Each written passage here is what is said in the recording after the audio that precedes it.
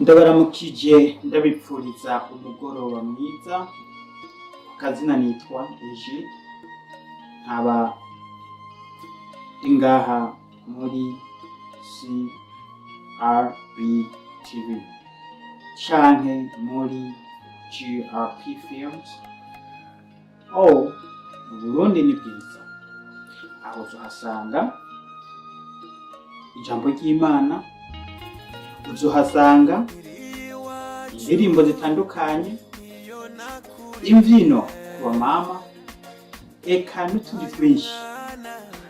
Muri GRP Film naho uzohasanga amatiyatre, amareresi, arizo movie canke episode. Hama ugiye kuri CRB TV naho uzohasanga ibiganiro vyo guhanura urwaruka, yaba urwaruka ruriko urasubira inyuma, tuvuge nk'abakobwa badateka iyo bari ku materefoni badavuga n'abakunzi babo.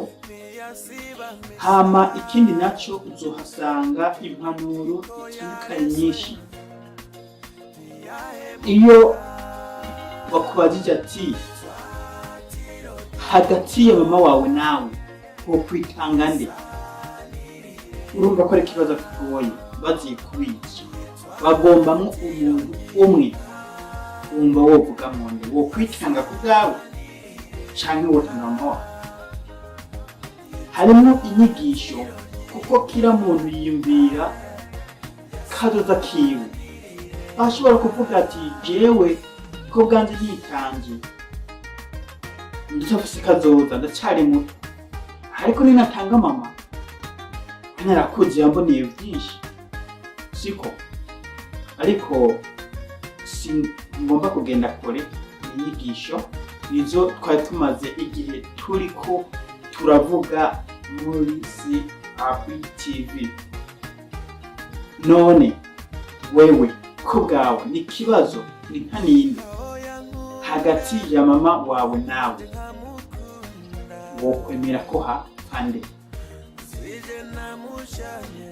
Tutiyibagize vyinshi, harimwo abakunda mama babo n'abandi bavuga barabakunda batanabakunda. Harimo n'ababereka urukundo, ariko urwo rukundo mu nyuma, nk'uko ndi ngaha, umwe nkunze kugira kamera muri CRB TV, abandi nabo ntabwo bahashyize, nka Sanibi, wo mu Bisama Forever, twazimwe na Brighton, hariho n'uwitwa Adelphine, hariho n'uwitwa Adolphe, eka n'abandi batandukanye, tutibabwiye na Angelique, harimwo n'uwitwa Alex, harimwo Jerry. Abo bose n'abantu twakoranye mu biganiro bitandukanye. Tukaba twifurije ugomba kuza mu biganiro muri uyu mwaka tugiye gutangura, ibindi akaba afise n'ikindi kiganiro twoshobora kumukorera ikiganiro ciwe. Ntibagiye n'uwundi yitwa David, ariko video yiwe turayiheza kuyitunganya, ariko turimo turayikora muri iyi minsi izoba yasohotse. Tubwishije ukuri, dusubiye mu bantu bo muri Afurika nabo, bo muri Afurika harimo benshi bibaza ngo muri Amerika hari itungo, turatunze, dufise amafaranga menshi, eka bakatwiyumvira ko nabi n'abandi usanga bari kutuvuga nabi. Watu abantu bagiye muri Amerika mwashikiye ubuzima, bibaza ngo mwagiye mu ijuru. Ni ukuri mugenzi, inshuti yanjye, wiyumvire ngo twagiye mu ijuru. Turi mw'isi y'iyindi, turi mw'isi imera ivyatsi, turi mw'isi imera ibiti, turi mw'isi ifise imbeho, turi mw'isi yaka inyenyeri, turi mw'isi yaka izuba, turi kw'isi yaka n'ukwezi. Iryo juru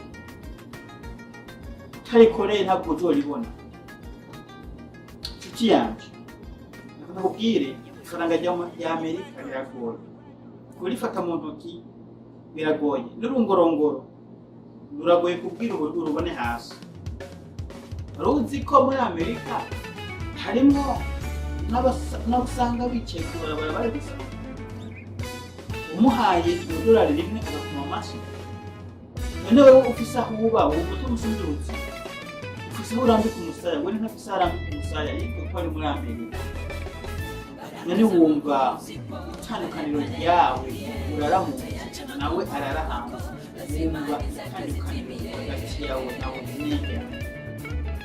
Ntumubwira ati Amerika ntamuhambane, Amerika ni isi muzimu.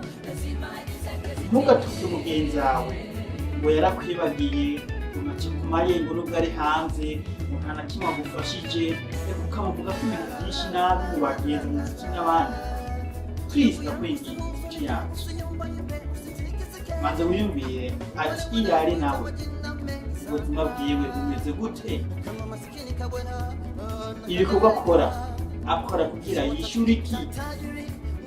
Niyo wamara kwiyumvira ibyo bizonagufasha gutahura, kubera ubuzima buragoye.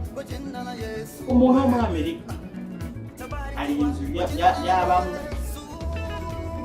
yanashitse aba muri ni house nene yigenga, akariha amazi, akariha umuriro, akariha insurance y'imodoka, akariha amatara, ariwo umuriro nyene, reka n'utundi twinshi nyene twiyongera. None wumva akoreye igihumbi n'abiri ku kwezi canke labda n'igihumbi n'amajana atatu, muri ivyo byose wumva adusigarana ngahe?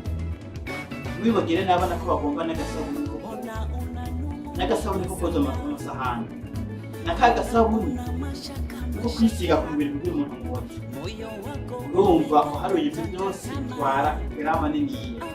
Ariko ndakwinginze ntucike intege, kwihebura, kuko Yesu yaravuze ati muri ubwo bukene bwawe nyene niryo tunga ryawe, kuko umukene amenya Imana gusumba umutunzi. Kuko yavuze ati biragoye ko umutunzi yinjira mu bwami bw'ijuru. Ni nk'urushinge rugoye guca mu cyuma, urunyuzi rugoye guca mu cyuma.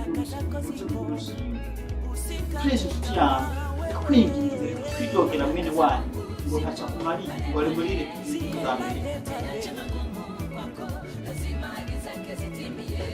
Hari ibintu bibabaje, ugasanga umuntu umuhaye amafaranga akajyana k'amadolari, ati mu nshuti yanjye tubona akajyana ugende ugurira abana, ariko ugasanga akajyana aragatwaye wenyine, arakarije kuyoga, agatuma ibyajya wenyine, agiye kuri resitora, mu nyuma aratasa ntiyibye, agiye ku mugore.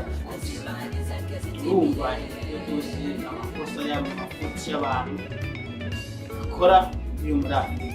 Ahubwo unarabwe asubira n'abagenzi ati n'amakoroka.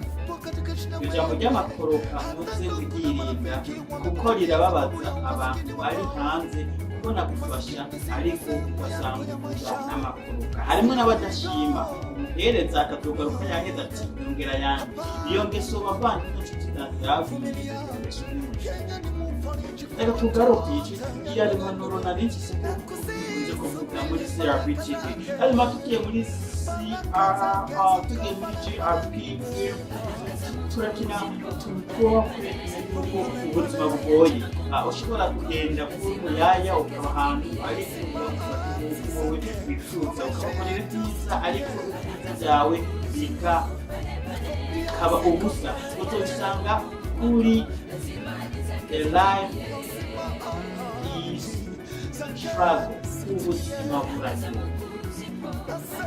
Hanyuma GRP fellowship nayo amafoto y'ufotora amadolari 6 ukaba wegereye ngaha mu giti cya GRP n'amadolari 5 ntabwo tugira ibeyi ari, kandi ifoto yawe ifite nziza. Unabishaka kugenda kuri Facebook yacu ukabwira GRP shure GRP shure uciye ubona ifoto nziza nziza, ushaka na like utewe n'ifoto zawe. Hanyuma n'amadolari 5 kugira na mbere cyane, ariko ugiye akakanga amadolari 8 n'atanu cyangwa arenze n'ijana, ariko